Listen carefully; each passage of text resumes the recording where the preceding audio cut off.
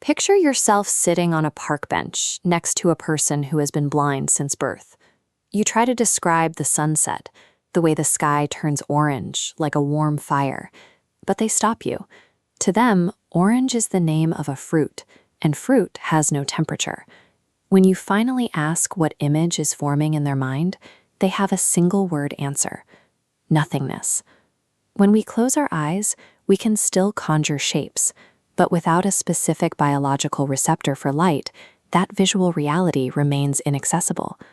Our experience of the universe is tethered to the specific, limited sensory tools of the human body.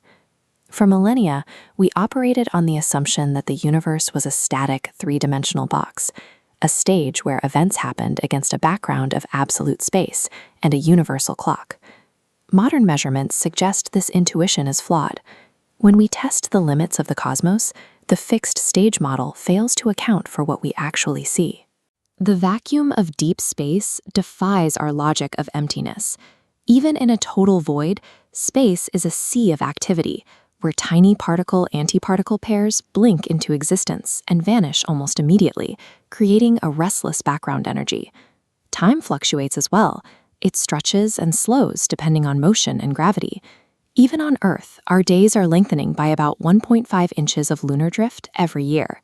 1.4 billion years ago, a day on Earth lasted only 18 hours. Near a massive gravity well, like the black hole in the galaxy M87, these distortions reach their extreme. Gravity here bends the geometry of space so severely that it stretches time itself. A few minutes spent orbiting this event horizon would equate to years of history passing for those of us on Earth. In a total vacuum, matter also ignores the rules of the atmosphere. Unpainted metals will fuse together permanently on contact, a process called cold welding that happens because the atoms have no air to tell them they belong to separate objects. Even the chemistry of the galaxy is bizarre.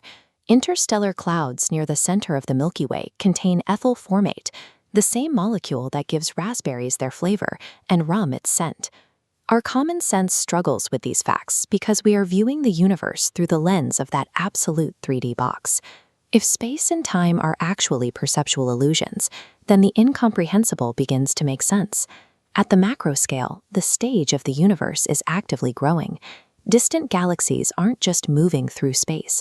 The space between us and them is stretching so fast that they are receding faster than light can travel, and eventually vanishing from our view forever. We see anomalies that dwarf our entire neighborhood, like the black hole Phoenix A. It is 100 billion times the mass of our sun, with an event horizon so wide that a spaceship traveling at the speed of light would take 71 days to complete a single orbit. To understand how these structures formed, we look at the cosmic microwave background, the oldest light we can detect. This heat map shows the faint 138 billion-year-old glow left over from the start of the expansion. When we map the clusters of galaxies born from those early fluctuations, a pattern emerges. This cosmic web of filaments and voids bears a structural resemblance to the neural network of a human brain. These macro-scale discoveries were made possible by Einstein's breakthrough. He replaced the idea of a fixed universe with the realization that space and time are a single relative fabric that bends in the presence of mass. General relativity describes how that fabric warps, but as we move from the macro universe to the subatomic, the fabric itself begins to dissolve into something even stranger.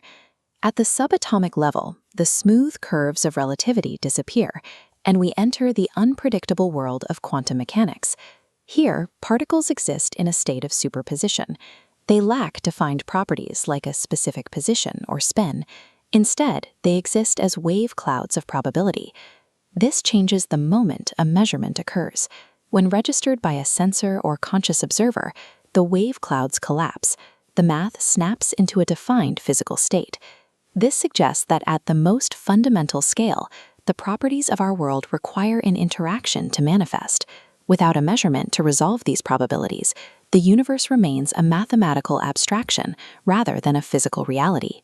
If the physical world only takes shape when it is measured, we have to ask what the universe is actually constructed from. Emergence theory proposes our three-dimensional world is a holographic projection. What we perceive as reality is the shadow of an 8-dimensional quasicrystal. The fundamental building blocks aren't tiny spheres of matter, but interlocking geometric tetrahedrons, patterns of information rearranging into the world we see. This suggests the physical reality we navigate is a rendered simulation, constructed from patterns of pure information. If the universe is a simulation made of information, we have to identify the mechanism that runs the code. Consciousness provides that mechanism. It acts as the final step in the process, the active rendering engine that translates quantum data into a coherent experience. Our unique brains and the choices we make are what resolve infinite quantum probabilities into the single physical timeline we perceive. This connection is visible in the very chemistry of our bodies.